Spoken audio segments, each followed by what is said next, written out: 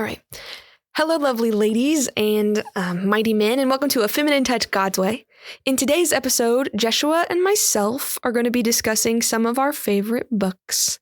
Whether they're recent reads for us or novels that are more like old familiar friends, Jay and I are looking forward to sharing with you some of the books that have shaped our thinking.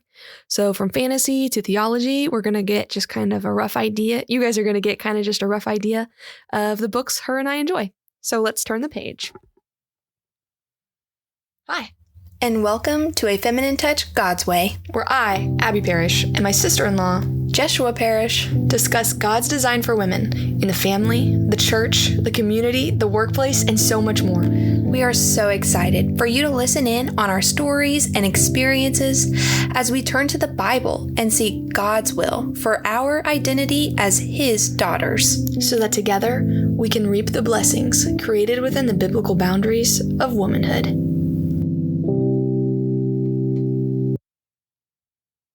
All right, Jeshua, are you ready for today's discussion? I'm actually really excited for today's discussion because I am definitely a bookworm, and it always makes me sad, and I get it. But when I'm like, hey, do you like to read? And the person's like, no, not really. And I just can't relate to that feeling. I love to read. So I'm always like, what do you do in your free time? Yeah. I definitely was that way, though, in college. I did not like reading for pleasure. It was pretty much just collegiate books. Were you that way at school? No, I loved reading all the time. Wow, that's crazy. Yeah, I also enjoy reading, so I'm looking forward to this episode, too. So the breakdown that you and I kind of had for the idea of how we'd proceed with it is just talking about different genres. Mm-hmm. Do you have one you want to start with or that you for sure want to get in?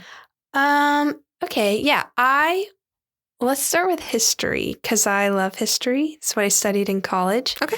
And I have a book that with me, and there's so many I could choose from. It was kind of hard just to choose one. But the book that I chose is called Bonhoeffer, Pastor, Martyr, Prophet, Spy by Eric Metaxas. And it's my mom loves that book. It is so good. It's a thick book. If you've seen it, it is, let me see how many pages it is. I got it right here. It's 604 pages. So it's long. Whoa. But it is so well written. I love the way that he breaks down Bonhoeffer's life, and he really helps you see different aspects of him throughout. You see younger Bonhoeffer as he's starting to, form his love for Christ. And then you see him, wrestling with all these tensions as Nazi Germany is starting to form and change the church that he loved and supported and would have died for. And now he's like, oh my gosh, what is happening around me? And then you see him travel to different places like India or America, and just how those experiences shape his view. But amongst all of it, he's just a guy. He's a guy, and he just reacts to situations in a way that you just wonder, if I was in that situation, would I do that? I don't know. And the way that he sees the world is just a bit different than I would have responded or seen the world. But one thing I love about the way Eric Metaxas breaks this down is you see a lot of Bonhoeffer's original words, whether it be in a letter or if it's an excerpt from a sermon that he's giving in different periods of his life. And I just have one little snippet that I wanted to read where Bonhoeffer is talking about marriage to his congregation. Maybe it's not his congregation. It might just be a guest pastor. I don't remember. But I'm just going to read this little excerpt if you allow. All right. Bonhoeffer says, Bonhoeffer was trying with all his might to express the almost inexpressible paradox of a proper relation to God. He had a very high view of marriage. It is, quote, more than your love for each other, and it has a higher dignity and power, for it is God's holy ordinance, through which he wills to perpetuate the human race till the end of time. End quote. Perhaps the sermon's most memorable sentence is this: it is not your love that sustains the marriage, but from now on, the marriage that sustains your love. Mm. And I just remember reading that and thinking, huh. And as I've been married longer. That's a different perspective. Yeah. Than the culture views marriage. Like he's just really good with words, Bonhoeffer is, and it shows throughout the book. And there's just things that you can glean for yourself in your own life. If you were to sit down and listen to Bonhoeffer say this sermon outside of all the historical context and craziness that he went through being arrested. And it's a really good book. Would recommend. Yeah. And he was one of the people who was alive during the time of, this was during World War II, Mm-hmm. and he's a German man. Is that right? Yes, he's German. Yeah. And it's so sad. It's so hard for him. You can see like he wants to defend the German church, and he's looking around at his, people that he grew up with and he went to seminary with, and he's seeing them change. And you can... Like how so? Well, I feel like he's just looking around thinking, oh, well, my brothers would never agree to that. And then they do. And you can see that it is heartbreaking for him to have to say to something he's so loyal to, you're wrong. And I'm ashamed that this is the stance of this people that I would have never guessed, and you like how they could backpedal so far. How is that possible? Yeah. And you can see it breaks his heart. And you can also see he's frustrated as there's a chapter where he goes to America and he's looking around at the church there and he's thinking, well, this church is like so anemic. Like they don't even have this in their theology. They're missing this. And he's frustrated by that. And it's interesting to see the American church through his eyes. And he's also looking at it during a time of segregation where the South is very hostile to the Black community. And he takes note of that. And it's interesting for him to take note of that around the time when his own country is about to be very segregated extremely. Yes. And he hates that. And I feel like for him, it just is like, this is wrong. And then he's seeing it in his own country. He goes, this is wrong. And for him too, I love that he takes notice. And there's like a segment of his experience with the church of the Black community. And he's like, this is the vibrant Christian community in America. It's in the Black community. It's not. And for me, I was surprised to read that. And I was like, wow, that's so interesting. Like he's like, their worship is far more vibrant and far more theologically accurate. And it was an eye opener. Because now that's crazy. I've wanted to read Bonhoeffer's book, The Cost of Discipleship, for a while. I know that he's not entirely theologically aligned with everything that I am, but I still think after hearing you talk about his Bonhoeffer book, as well as others mention The Cost of Discipleship, that it would be a good read. I do want to read this book that you're recommending. Yeah, I would definitely recommend it. Maybe break it up in chunks because it is long, but it's totally worth it. Well, let me tell you guys about my history book, which is called Shadow Spinner, and it's by Susan Fletcher. And it was written in 1998, which is the year I was born. And it's not nearly as gut-wrenching as Jeshua's read. A lot of the books I have today are actually just fiction stories. But this is a historical fiction. And I read it as a kid. It's a young adult's historical fiction, but I read it when I was probably 12. And I just recently reread it with my cousins whom I homeschool. So if you guys have ever heard the story, 1001 Arabian Nights, this book is a spinoff of that. Yeah, I know you've read it, Jay. Not this book, but I know you went through that in school, didn't you? Yeah, I haven't read it in its entirety because it is a lot and it is gruesome. But I got to hear my professor's abridged version of the story. So this book takes place in Persia, and it tells you about a little servant girl named Marjan, who's a completely made-up character. She never existed, but she loves to tell stories, and she wants to be a storyteller. She's a cripple, so she can't do very much with her life. She can't have very many aspirations, but she knows she can be a storyteller, even though she can't do a lot of what other people can. And she got this inspiration and this desire to be this person, a weaver of stories, a shadow spinner. That's what her aunt calls storytellers. That's how the book gets its name, from the queen, who's Scheherazade, who's the queen in 1001 Arabian Nights. And Scheherazade apparently tells a story to her husband, the Sultan, every single night. And at the beginning of every single night, he says, I'm going to kill you in the morning. But she weaves a story so well that by the end of the night, she leaves it on a cliffhanger. And the Sultan says, well, I'll just kill you tomorrow because I got to hear the end of this story. And Scheherazade has done this for over 3 years now, and she's starting to run out of story. So that's kind of where our character, Marjan, comes in, because she is overheard telling a story to a young group of children. And one of these children, somehow it happens where a snippet of the story gets relayed to Scheherazade. And Scheherazade recognizes that it's a story she's never heard before. And she thinks, I can use this story in my stories to the Sultan because he doesn't want to hear repeat stories, and I need to keep the story going in order to stay alive.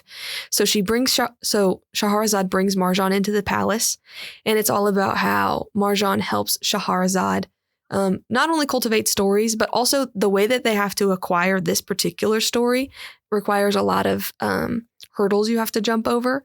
So the book, even though it sounds pretty straightforward, it's also interesting and just a fun read. So if you want something that's sweet and enjoyable, I would recommend it.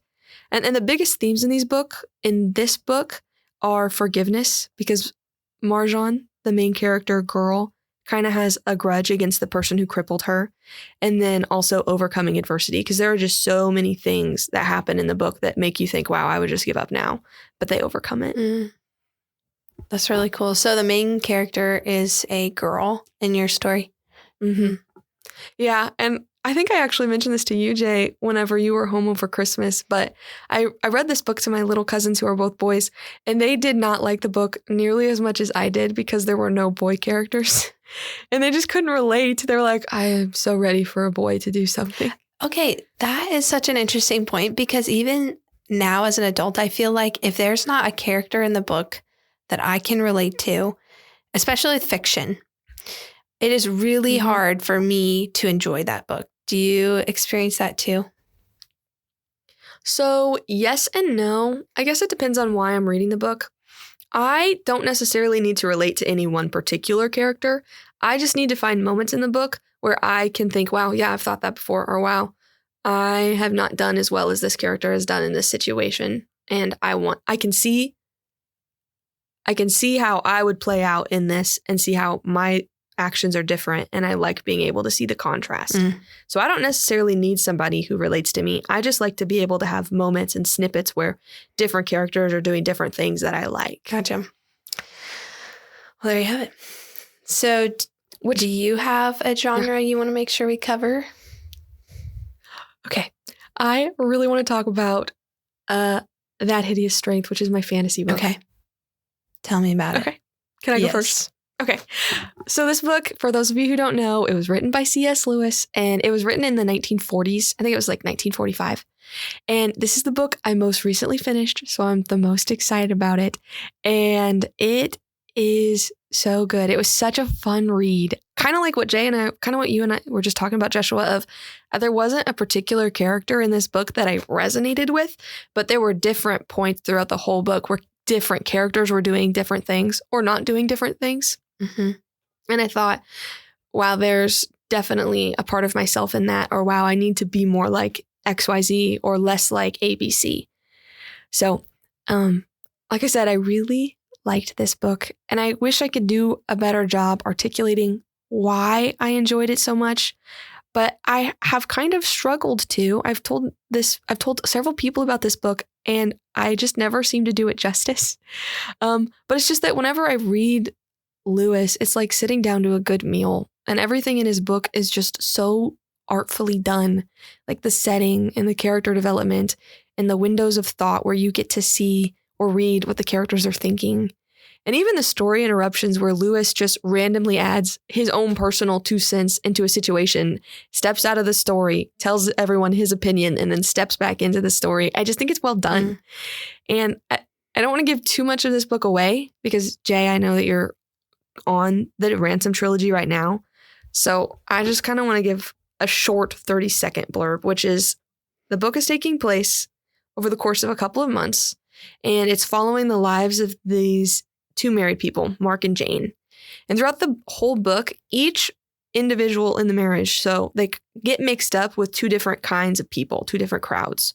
Mark falls in with kind of the rougher crowd and the book's antagonists, and his wife Jane joins, I guess, what you'd call the good guys.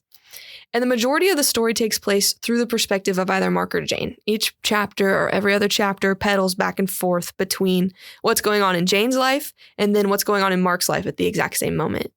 And we, throughout the book, see Jane evolve as a character. She becomes better because she really, it's kind of an odd thing that she gets wrapped in with the good guys. It's not something that she would have deserved or would have chosen for herself. It's just a matter of circumstance that brings her to them. And so she's going from being this kind of less impressive character, especially from a spiritual point of view, to someone who's more impressive towards the end of the book. And then we see Mark, the husband, he kind of de-evolves as a character because he's wrapped up with these bad people, and he just continues to make bad decisions until things eventually come to a head at the end of the book. Is this the second book of the series or the third? This is the final one. Okay. And Lewis wrote it like 7 or 8 years after he wrote the first one, Out of the Silent Planet. Okay. And it's so different from the first 2. Like the first 2 are very much, we're in outer space. We're out there. We're in the place where things are spectacular and outside of the ho-hum daily life of humanity. And then this one brings you into our world and makes the ho-hum miraculous. And I just really loved it. Another thing that I really loved about the book was like it has all of these underlying scriptural themes. So I already pointed out that on the podcast like a few weeks ago when I talked about Mark gaining things he didn't deserve in the singleness episode that I did. But there's so much more than that. It's just thing after thing after thing that's exactly like what I described a couple episodes ago. So like it talks about loving your spouse, being committed in marriage, caring for nature, or seeing the world's created beauty as a gift from the Lord, or enjoying animals. Just the world itself. Lewis has such a I'm trying to say fanciful. He has such a childish way that he views the world, and it allows me to view the world with wonder when I get done reading his books. So like, for example, there's a bear in this book, and his name's Mr. Boltitude. And the bear is kind of a pet to the good guys. And in just one offhanded comment, whenever Lewis is talking about the bear, it just mentions that the animals are kind of this bridge between humanity and nature. They're the in-between. And that how humanity has been gifted with animals for companionship and servitude and to be kind of like the court jesters of humanity. And then Lewis just hops right back into the storyline. And I really enjoy the way he does that. He's just dropping an idea. Oh, this is just food for thought. Animals are a gift from the Lord, and you can look at them and remember that God has gifted you with creatures other than just nature itself and other humans. And this is maybe their purpose. Like maybe they're there for service and companionship and to make you laugh. And I think that that's true. So the entire book is peppered with stuff like that. And he just hands out food for thought like candy. And I really loved it. That's cool. I just got done reading the first book, so I'm hoping... Oh, you actually finished it? I actually finished the first book. The first one is slow. It? Honestly, it was okay. But I'm trusting you that it gets better. I just needed a break from the series, though, so I'm reading a different book now. Yeah, but then I'll go back to it. That's fair. One of the things about this series is the reason it is enjoyable for me is because I like picking up on the other spiritual themes. So I honestly don't know how non-believers like the book. I know there's a lot of people that don't claim Christ that do enjoy the book, and I think they enjoy it from like a sci-fi perspective. but I enjoyed it because of all of the connections that are in there. Yeah. And I also listened to this book. I listened to it actually on YouTube for free. That's how I've listened to this entire trilogy, just for the sake of time. But I really liked it. And I liked the first one too. I liked all of them.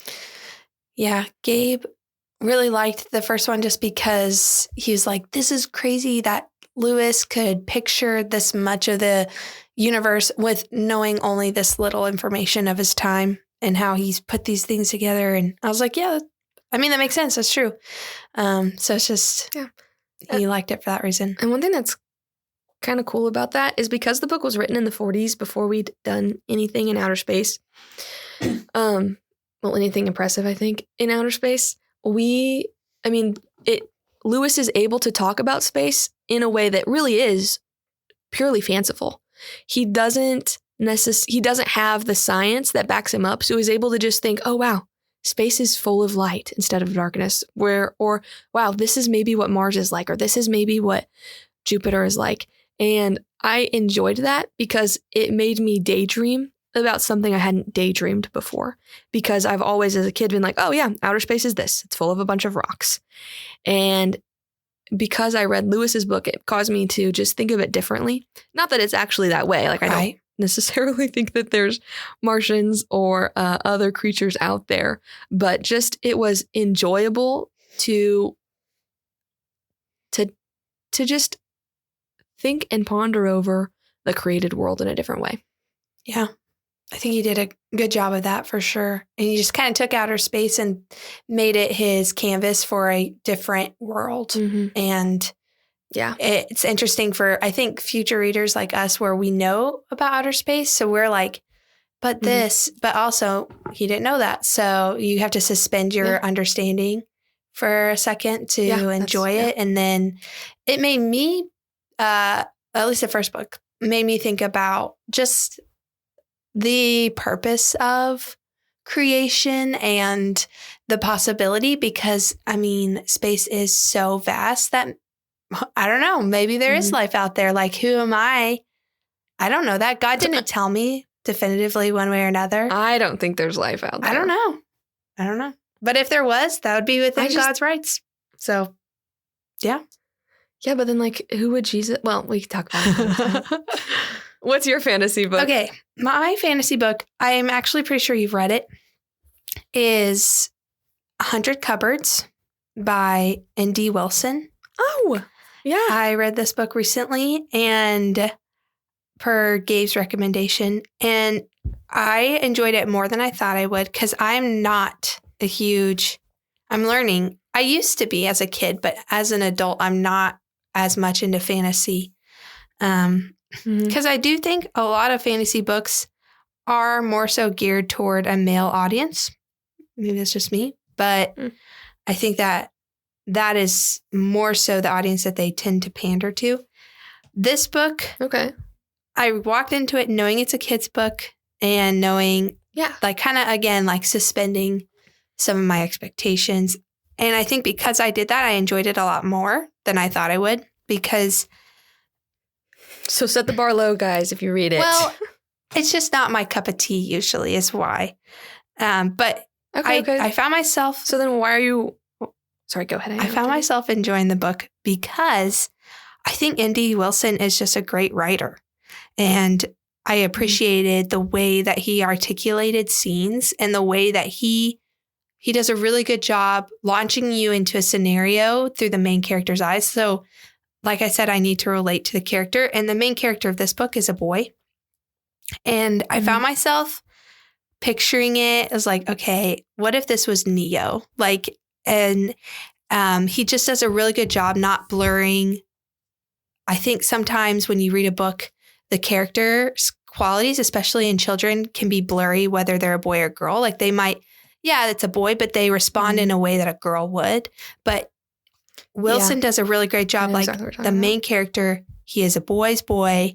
And I just found myself thinking I could totally see a little boy doing that. Like just little things like he's cleaning his room. And so the way that he cleans the room isn't really cleaning the room. But I could see a little close to teenage boy thinking, I just cleaned my room. It's good. And I'm like, okay, well. And you're like, but there's still dirt all over the floor. Yeah. So he does a really good job creating the character and making you feel like as I was reading this book, I was like, I feel like a young boy. And I'm thinking as a young boy, and I'm experiencing this scenario through eyes that I would not normally. And the plot is good as well because it's kind of got mystery elements to it. So I won't spoil the story, but this boy is basically forced into some of his extended family that he's not super familiar with, and he's having to adapt to their culture, which is definitely different than what he is accustomed to. And the room that they put him in, there's something weird about it. Like he starts hearing things and weird things start happening. And he discovers under the drywall that there are a bunch of cupboards on his wall. And so being a boy, like for me as a girl, I'd be like, well, don't mess up the wall. But for him as a boy, he's like, what is under here? And he starts taking a knife to it and he's just like picking at it. And he's got to know, his curiosity. And for me, again, I'm thinking I'd get in trouble. But for him, he's like, I don't care. Like, I just need to know what's behind this wall. And so there's a mystery behind these cupboards. He's trying to figure out like that it defies the natural law of things because the cupboard kind of open up to different. It's kind of ambiguous as if I think they're different worlds because there's more books of the series that I haven't read yet. But yeah, it's a trilogy. It's really good. Have you read all 3 of them? I'm assuming you have. I'm not actually. I've not read any of them. Oh. But it's actually, I think, one of the only Indy Wilson book series I haven't read. It's on my list. Because I love children's literature. Actually, the children's book that I was going to recommend today from our genre of children's books was also going to be an Indy Wilson book. Yeah. I'm surprised you haven't read it. I thought for sure that you had, but... Yeah. So I had the opportunity, not the opportunity, but this summer, I thought, okay, I'm going to read one of these Indy Wilson series, and it's either going to be the 1000 Cupboards or the Ashtown Burials. And I just was more interested in reading the Ashtown Burials. And that's actually the one I'm going to recommend. So can I go to mine? Yes, but I do want to clarify, it's called 100 Cupboards to any of our listeners that are interested in finding it.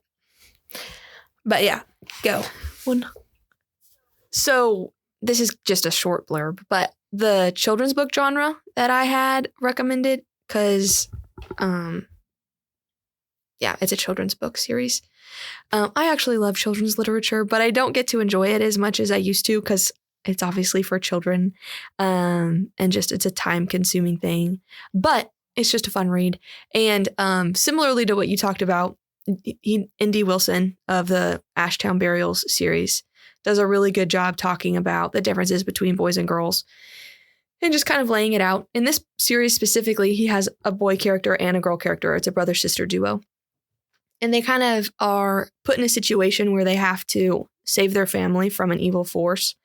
But one thing that I liked about the book is similarly to that hideous strength, Indy Wilson also posits just little Christian themes. And it's been really enjoyable for me to read a book where the main characters, they don't ever necessarily say, oh yeah, I'm a Christian. And you never see them reading their Bible or going to church, but they live a life that is a Christian life. So it kind of makes me think of whenever you're watching a superhero movie, you don't see that superhero at the gym. You don't see that superhero reading books on how to be a hero.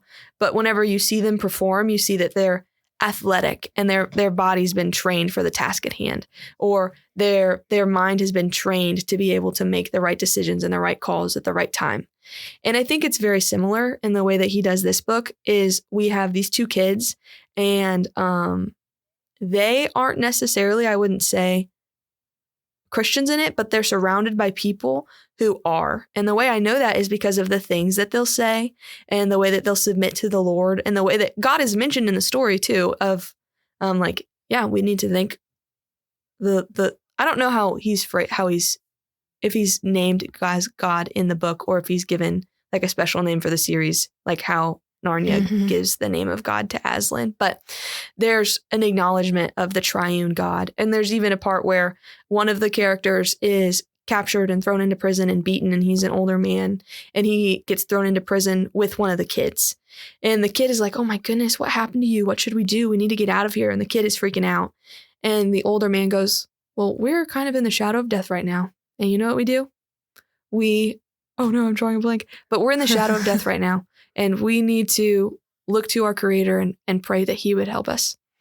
And we need to fear no evil, even though it's all around us. And then they move forward. So I enjoyed having a book where the main characters aren't just ones that I like. Like, for example, I grew up reading The Lightning Thief, and I enjoyed those characters. But there was always a guard up. And in these books, I mean, there's still a guard because I don't know N.D. Wilson personally, and I'm sure there's things that he would say that I disagree with or things that I would say that he would disagree with. But there's just more enjoyment in the fact that I have a similar faith as these people, and I like that. Yeah, so N.D. Wilson has a podcast that he does. Who is it that he does it with? Do you know the other guy's name? Ooh, I don't remember his name, but the podcast is called Stories Are Soul Food. Yeah, his name's Brian Cole. Okay. Yeah. So they do this podcast. And if you enjoy hearing about how what makes a story good and just different elements of characters and plots, I would recommend that podcast because you kind of get an insight to the way that he values stories and their purpose and how they affect people and how we as Christians can use stories with our children and to present knowledge to people in a winsome manner that's not just reading. I mean, reading out of the Bible is good, but I think sometimes if the person has no idea what the Bible is, and if you read it in a way that's really stale, it might not be very attractive. But if you make the story come to life and you have a passion for it, which I think N.D. Wilson does well, you are like, what is that about? And it's something that he does well, I think. Yeah. Yeah. I love that podcast. It's one of my favorite podcasts. Yeah, it's pretty good. So 100 Cupboards actually wasn't my child book. So can I do my kid's book? Yeah. So I have a toddler, and if you have toddlers, you know that you read the same book over and over and over again. I don't know how many times I have read Are You My Mother this past week, because that's my son's favorite book. But that's not my favorite kid's book of his. So there's a series by Amy. I don't know how to pronounce her last name, but I think it's Gannett. It's Gannett. And we'll link these books in the show notes if you guys wanting to find them. But it's by Tiny Theologians. And it's at least... Oh, I've heard of these people. They're so cute. The graphics are so cute. Like, they always keep Neo's attention. Like, he notices a different thing on the page. Like, we've read the same book, and like one day he notices they're holding a phone, or one day that he sees the dog, or, oh, there's a dinosaur he notices now. And so there's things in the pictures that keep his attention, even though I've read it to him a lot. Cool. So I think the graphics are well done. And the themes of the book, so there's 3 of them. This one is, Did God Learn His ABCs? A book about God's knowledge. And then there's, Does God Sleep? A book about God's power. And then Does God Go on Vacation? A book about God's presence. And I've seen these on your bookshelf in his room. They are just so cute. And they're hardback, so they are durable, but I don't let Neo play with these ones because I want them to last all of our kids if they will. The other ones he can play with. Yeah, that's fair. But they rhyme, and there's always a moment in the book in the middle where, this usually starts off, they ask questions like, when you're writing your letters and your 1, 2, 3s, do you wonder if God learned all his ABCs? And so it asks these questions, and then about 2 or 3 pages in, each book says, no, here's a big truth to which your heart can cling. God is all-knowing. He knows everything. And so the rest of the book confirms that, and it just says, like, if you go into the ocean, or if you go here, like, God is all-knowing. He sees you when you're playing hide and seek, and it brings real truth about God, and it breaks it down kind of into a more child language, and it rhymes, and it's cute, and I would recommend 100%.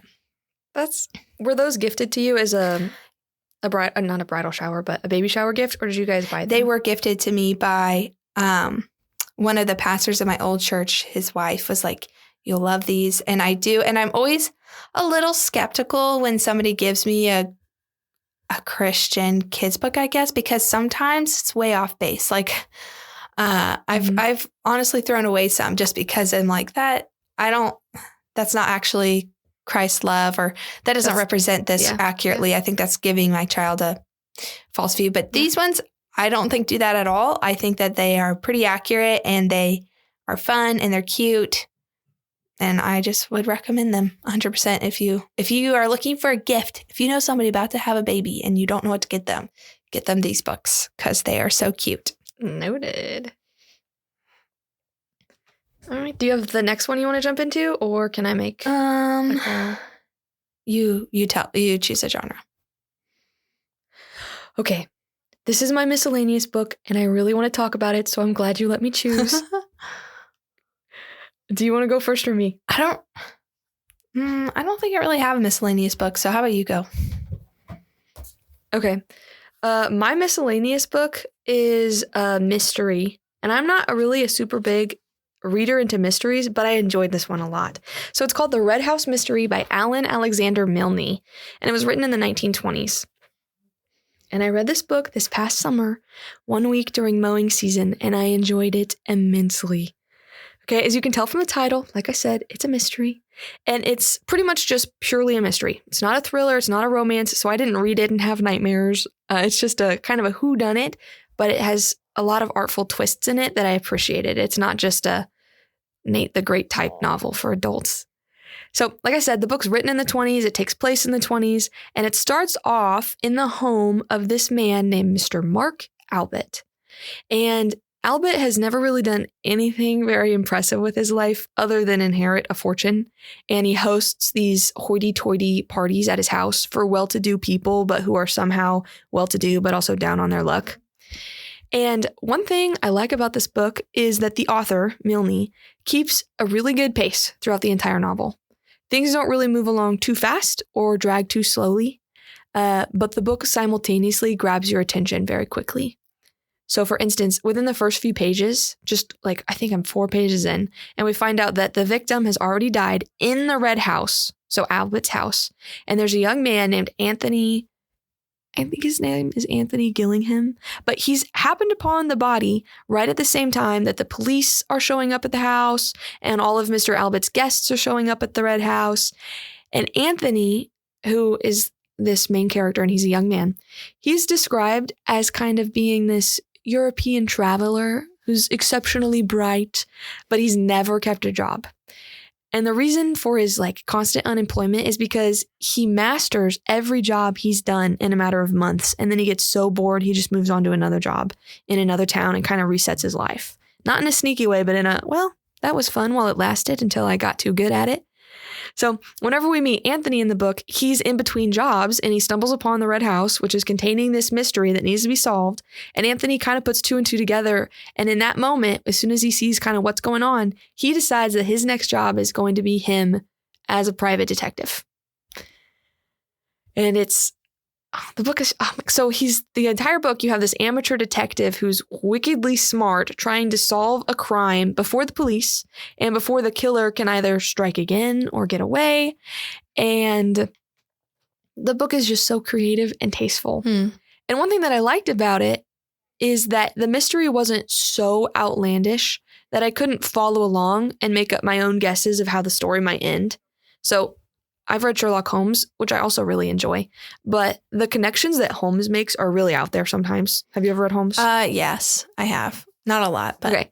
So you kind of know what I'm talking about of he'll make it the smallest connection of, oh, this person had dust on the corner of their left shoe. Yeah, it's not really designed for you to know what's going to happen. Exactly. It's not designed for you to learn from it because Holmes notices things that the author will never bring up.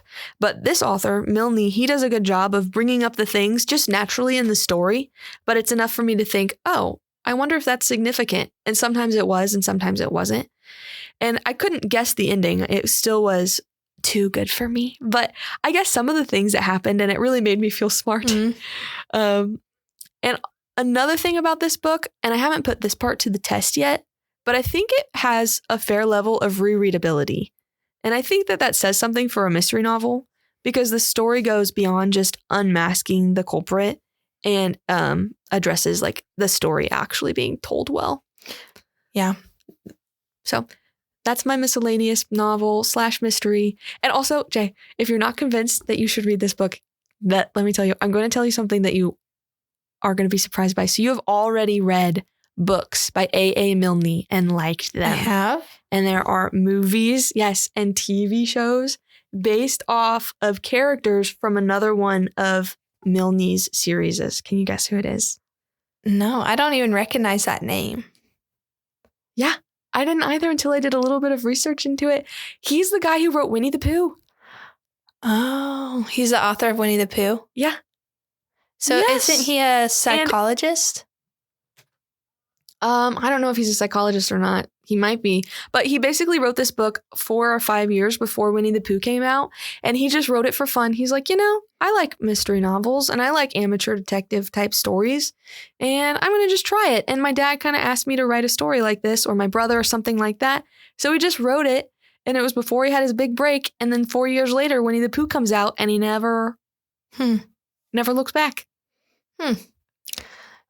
But it was crazy because I'm reading this book and it's not a children's book. It's not childlike in that way. And I found out later he's the guy who wrote the Winnie the Pooh stories. Yeah, he wrote those stories for his son, I'm pretty sure. And it was just too sweet. All the characters in the Winnie the Pooh, all the characters represent different like mental issues that he dealt with. Some of his patients, like Eeyore's like depression, and then like Rabbit's like ADHD. And it's just interesting. I did not know that. There you go. So that's called The Red House Mystery by A.M. Milne. I really enjoyed it. And if you have a Canon Plus subscription, you can listen to it on Canon. That's what I did. There you go. Well, I think we might have time for one more. Alrighty.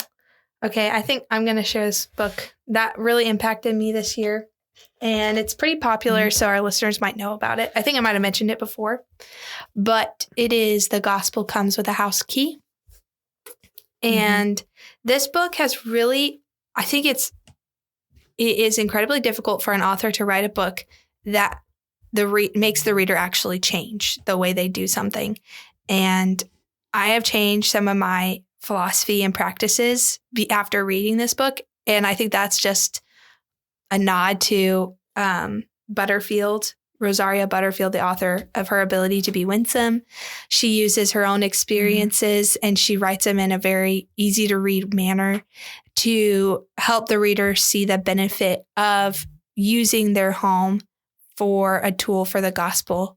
And it's helped me just reshape the purpose that I see the home as. So the home, I think before that for me was just my refuge. And now I'm like, oh, it's not just for me. It is a blessing from the Lord that I can use to advance his kingdom or not. And just one little excerpt at the beginning, like she had me at the first paragraph, honestly, where it says, radically ordinary hospitality. Those who live it see strangers as neighbors and neighbors as family of God. They recoil at reducing a person to a category or a label. They see God's image reflected in the eyes of every human being on earth. They know they are like meth addicts and sex trade workers. They take their own sins seriously, including the sin of selfishness and pride. They take God's holiness and goodness seriously. They use the Bible as a lifeline with no exceptions. Those who live out radically ordinary hospitality see their homes not as theirs at all, but as God's gift to use for the furtherance of his kingdom. They open doors. They seek out the underprivileged. They know that the gospel comes with a house key. They take biblical theology seriously, as well as Christian creeds and confessions and traditions. And she had me hooked at that point. And I would 100% recommend. I do know that she's written books since this one, and I think some of her philosophy has changed a little bit from when she wrote this book. I don't know that I could be wrong. How so? I think for this book is a bit more black and white than she sees it now. Okay.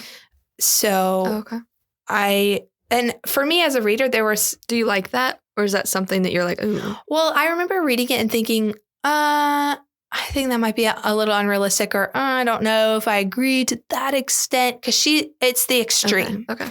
And I'm not saying that's a bad thing.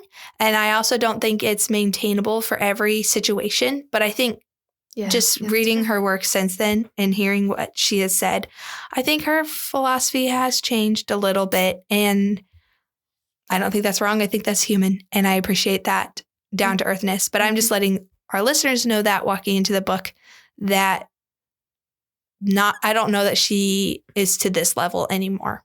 I don't know if that makes sense. She's not as rigid anymore. Yeah. Maybe.